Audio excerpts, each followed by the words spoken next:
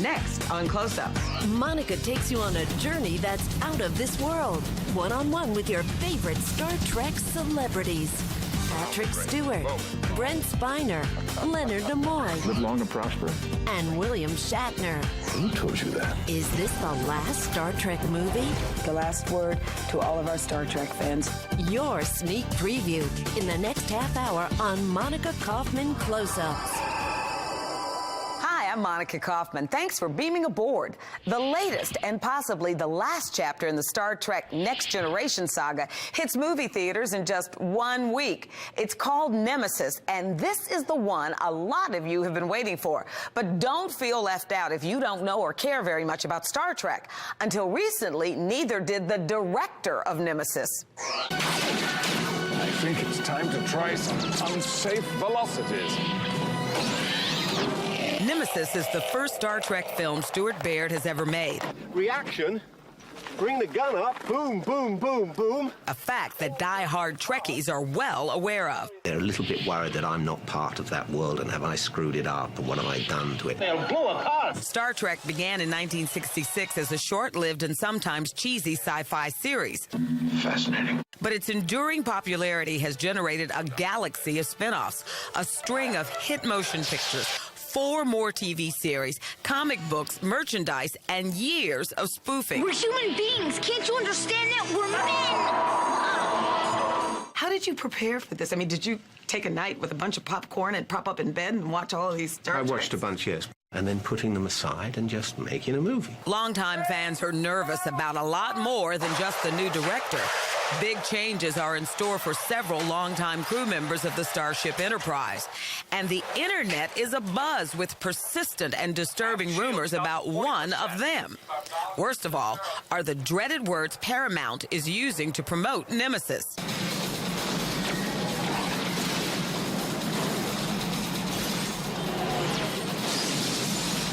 A generation's final journey begins. What exactly does that mean?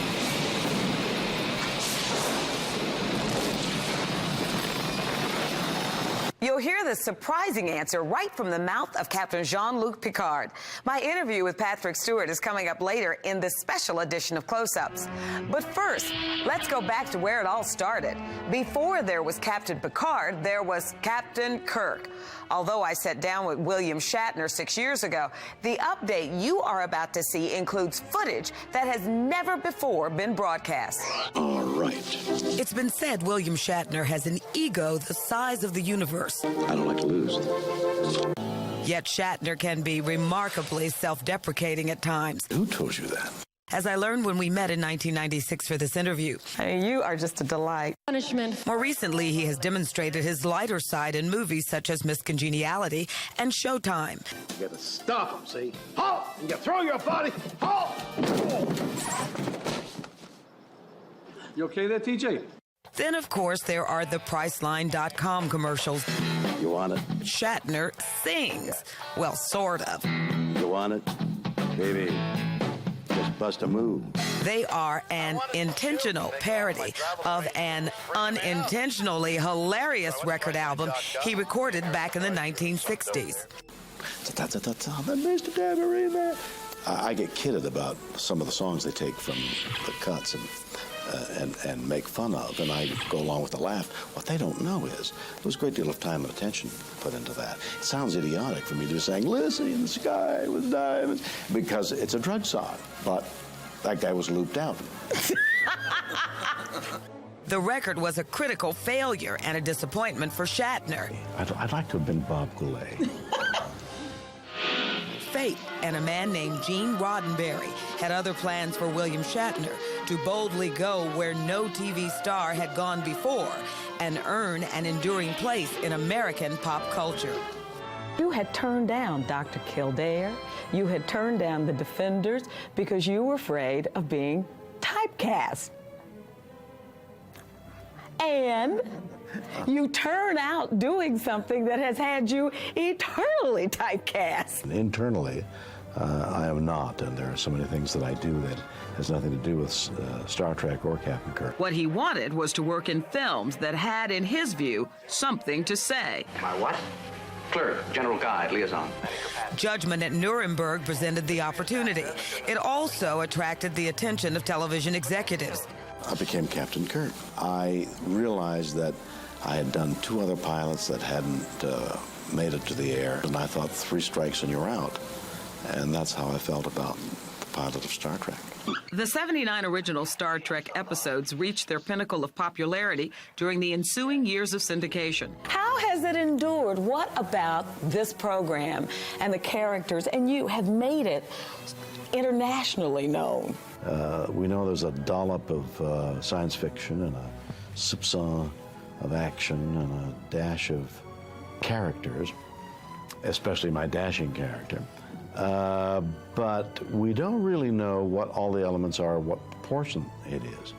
In the years immediately following Star Trek's demise from network television, Shatner's future appeared uncertain. But then in 1979, the inevitable happened. Captain James Tiberius Kirk was back. Star Trek reborn as a cottage industry. You do this, you'll never sit in the captain's chair again. Shatner would go on to play Kirk in 6 big screen voyages before passing the baton to the Next Generation. We make a difference. Oh, yes. We made a difference. Of course, with science fiction, not even death is permanent. As an author, Shatner has done what the movie franchise would not. He resurrected Captain Kirk. I thought, now, what would be the best thing to bring Captain Kirk back? And I had a one-line idea. Captain Kirk stalks Captain Picard. Yeah. Huh? Good idea. Great idea. Wrote a novel. Paramount has its own direction for the movie series, and Kirk has not found his way into subsequent Star Trek films. But with the upcoming release of Nemesis, the franchise that began over 35 years ago still is alive and well. William Shatner can't believe that much time actually has passed. In my mind, I'm 27. Still ahead on Close-Ups, my all-new interview with Leonard Nimoy. Why he hung up the pointy ears for good. No more Mr. Spock? No, that's right. And speaking of no more, is Nemesis really the last Star Trek movie? You're watching Close-Ups. Monica Kaufman Close-Ups, brought to you by the Georgia Lottery, providing over $5 billion to education in Georgia. And Kroger, for goodness sake. Limousine service provided by Legacy Atlanta. When you're looking for value and people who care, come see us at Kroger. We'll always be right there. Come on us.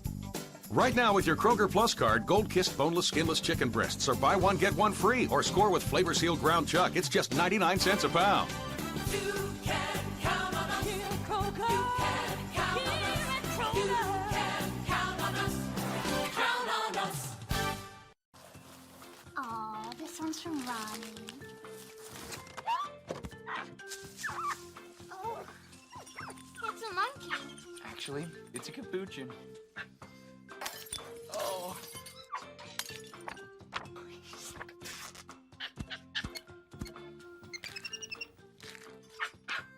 For holiday gifts people can really appreciate, give them Holiday Instant Games from the Georgia Lottery. Inexpensive, fun, and guaranteed not to mess up the furniture. I want one bill for long distance, short distance, whatever.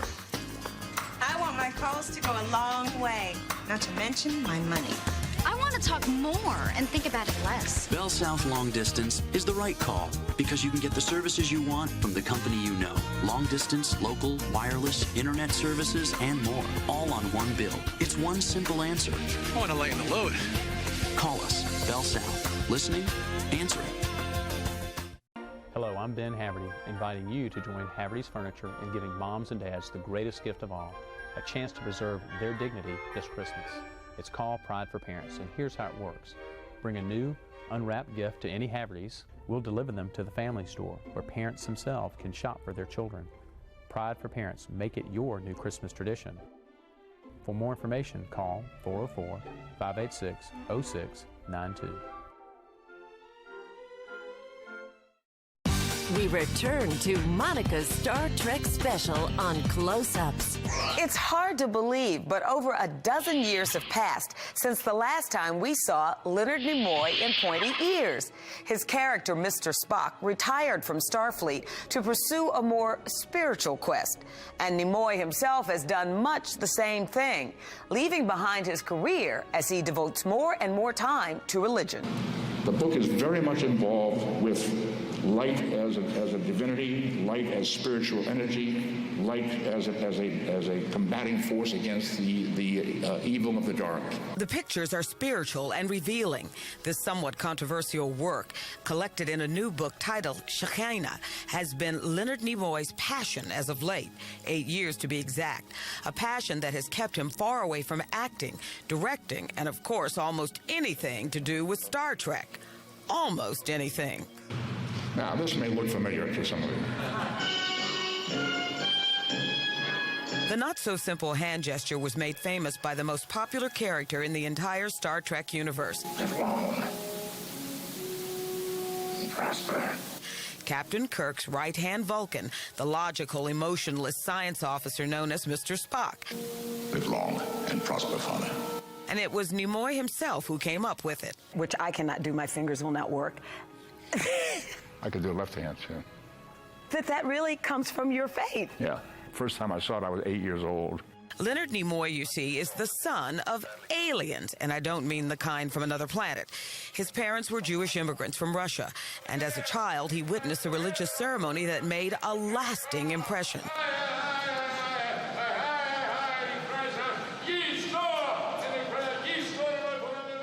Very theatrical and powerful, very powerful experience, mystical. At the Jewish Center in Atlanta recently, Nimoy demonstrated what he had seen as a young boy. I was struck with this as a gesture, and I learned how to do it. I had no idea why.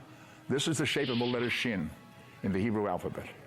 Letter Shin is the first letter in the word Shaddai, which is the name of the Almighty.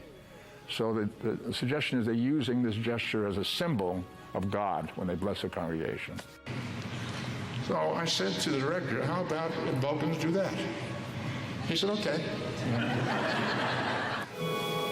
I need warp speed in 3 minutes or we're all dead. The creator, Gene Roddenberry, that is, called Nimoy the conscious of Star Trek. Get us out of here. Fast possible speed. Ice. Star Trek really was in a position to deal with values, ethics, social justice, and I was always looking for those subjects in the Star Trek stories. When we didn't get them, I complained. It was our responsibility to do that. I think that's also one of the reasons the series and the show has survived so long, because those are ongoing issues. Your mind is like Spock's. It's just fascinating. You're very brilliant. Thank you. I'm brilliant. I don't know. I'm restless. Restless and increasingly devoted to exploring his religion, much as Spock was doing on the planet Romulus when last we saw him in a two-part guest appearance on Star Trek: The Next Generation. Although the Romulans figure prominently in Paramount's new Star Trek film Nemesis, don't even hope for a guest appearance from Nimoy. No more Mr. Spock? No, that's right. Really? That's right. Look at the look on your face. I can't believe it. No, I haven't done any Mr. Spock in 12 years. It's hard for people to realize it. Even though he intends never to wear pointy ears again, Nimoy, who once wrote a book called I Am Not Spock, has come to terms with his alter ego. I've had a wonderful time ever since 1966, when Star Trek went on the air, and I've never been out of work since then. I have no complaints. I'm perfectly happy being identified with the character. It has opened doors for me to do other things. How do you feel about the fact that, when you pass from this world, the headline's going to be Leonard Nimoy, Mr. Spock. Right. Rather than all the other things that you have done that define you. Well, the good news is I won't be here to see that headline. So I really don't much care. One last thing, I bet few of you know.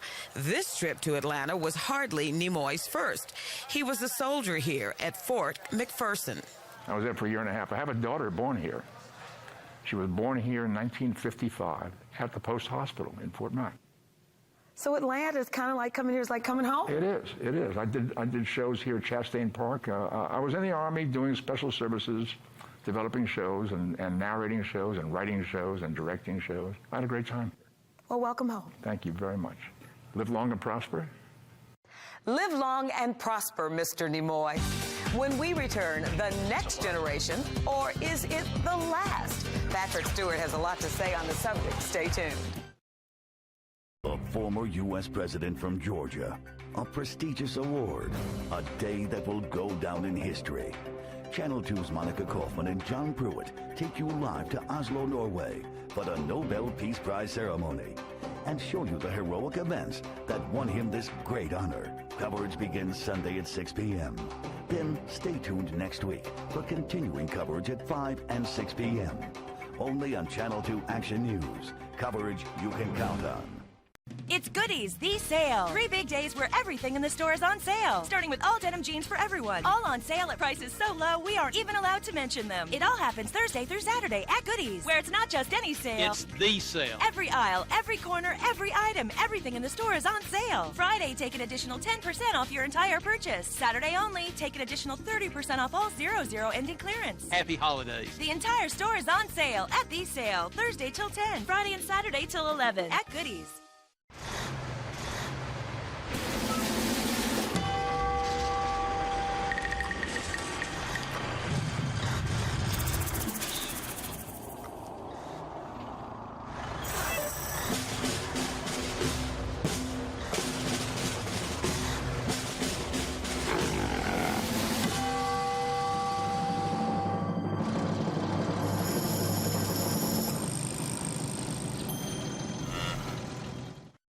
In-depth coverage of the day's top stories. The Channel 2 Action News Night Beat at 11.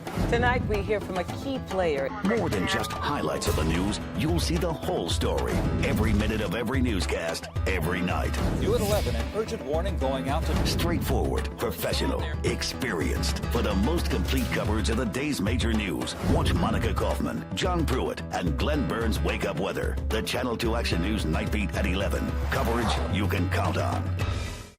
We return to Monica's Star Trek special on Close-Ups. When Patrick Stewart was only 3 or 4 years old, his older brother used to read aloud to him. But he didn't read children's stories. He read Shakespeare, which may explain a great deal about the starship captain with the most dramatic voice in the entire universe. You are me. In Nemesis, which may or may not be the last Star Trek film starring Patrick Stewart and the Next Generation cast, Captain Jean-Luc Picard faces one of his greatest enemies, a clone of himself. He said he's a mirror for me. Thus, at 62, Stewart is reflecting on his own life and career. A career which, thank you very much, was alive and well for 27 years before Star Trek came along. It's had an impact on every area of my life. Were you ever concerned about being typecast? Very concerned during the last few years, which is why before the series ended and when it was over, I looked for the widest possible range of work. Now, I'm very content because I think there's a lot of balance in my career. Action. Stewart just has completed the second film in another cult franchise, X-Men, and is proving extremely versatile in a variety of motion pictures and television roles. He also is one of the most sought-after voice talents on the planet. Oh, yes. Very nice, very lovely. Thank you so much. Now! He even supplied the voice for the evil king, Goobot, in Jimmy Neutron, Boy Genius. What did you expect? Most importantly, at least to Stewart, he is able to spend about 50% of his working life on stage, his first love. I became an actor to work on the stage. I never had expectations of being in front of a camera. Does being in Star Trek help build you an audience for theater? Because they may come to see you as Jean-Luc Picard. Undoubtedly. I like to think that I have brought people into live theater who perhaps otherwise might never have seen a stage show. Because of Captain Picard? Entirely because of Star Trek, yes. I don't care why they come to see something. It's that they come that is necessary. And once they've been to see that, then they will come back and see other things. So it's been, for me, a very a very significant way of launching theater projects which otherwise I might not have been able to get off the ground. Stewart is proud of Star Trek II. Triangulate all fire on any shield impacts. Aye, sir. In whatever incarnation, the show has always had several things going for it, he says. Powerful storytelling, a core group of interesting characters. And there's another element, too, which is not always present in series TV, which is that there is a fundamentally optimistic point of view about this. Look at a lot of the shows, you know, they really are downers in so many respects. You know, the world is grim, it's cruel, it's savage, it's selfish, it's brutal. And there you are, there you have it, with a lot of shows. So there has always been something fundamentally positive and forward-looking about Star Trek. That is a sense which a lot of people have felt about this series, that it says we are going to make it and it will be better. On my mark, Deanna. Which brings us back to Nemesis. Brace for impact. A film noticeably darker in tone than previous Next Generation outings.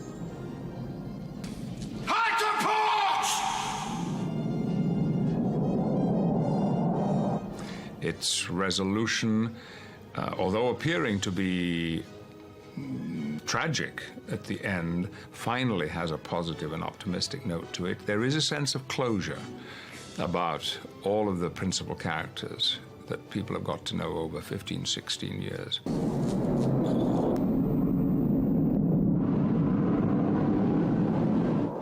This really is the last? If it is, if this is the final curtain for Next Generation, I think this film is a very, very appropriate way to say goodbye. The phrase which is attached to all the advertising is somewhat ambiguous. A generation's final journey begins. Well, everybody's looking at that final journey and assuming that this is the end. The studio is saying, no, no, no, the important word is begins. Nobody's saying that it's actually ending. And if that's good news, here's something that sounds even more promising. We all feel that there is a sequel just sitting right there yelling to be made. I think we shall know whether that's going to happen probably by 10 o'clock on Saturday morning, the 14th of December. Kirk had Spock. Picard has Data, Star Trek's answer to Pinocchio. He's the machine who wants to be a human and wants to be real. Brent Spiner coming up after this. Do I have to do this? Come on, just lean forward and hold your breath. It's easy. Yeah, Fabio, I don't think so. Oh, come on. Don't be a chicken. I'm not a chicken. It's gold. Come on. I don't think so. I ate a big breakfast. Hey, Marcy. Maybe tomorrow. Hello, what are you doing with the garden?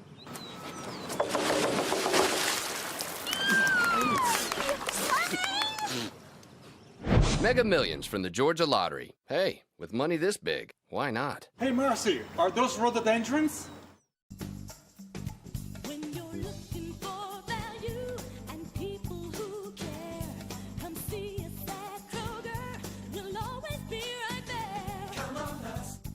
Right now with your Kroger Plus card, gold-kissed boneless, skinless chicken breasts are buy one, get one free, or score with flavor-sealed ground chuck. It's just 99 cents a pound.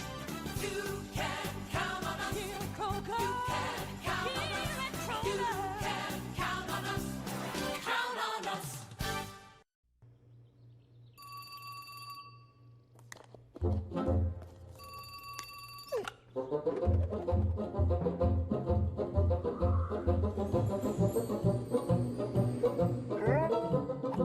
Nobody makes a sandwich like Sara Lee.